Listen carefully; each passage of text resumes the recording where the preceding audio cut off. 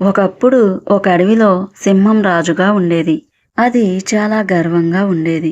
ఇతర జంతువులను బాధపెడుతూ వాటిని వెంటాడుతూ అదే అన్నింటికంటే గొప్పదని భావించేది. ఆ సింహానికి ఆకలి ఉన్నా లేకపోయినా అడవిలో జంతువులను వేటాడి చంపేది. అదే అడవిలో ఒక తెలివైన అందమైన రామచిలుక ఉండేది.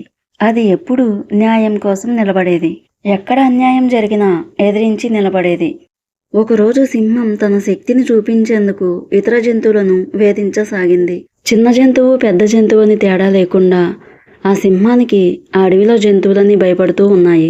అప్పుడు రామచిలుక ముందుకొచ్చి, నేను అడిగే ప్రశ్నకు నువ్వు సమాధానం చెప్తే నువ్వే తెలివైన వాడవని నేను ఒప్పుకుంటా అంది ఆ రామచిలుక. సింహం సరేనని ఒప్పుకుంది.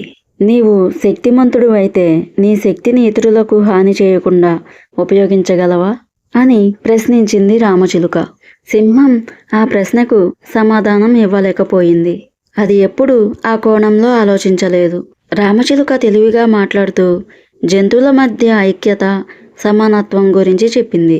రామచిలుక మాట విన్న సింహం తన తప్పేమిటో తాను తెలుసుకుంది. ఆ సింహం అడవిలోని జంతువులన్నింటినీ క్షమించమని వేడుకుంది.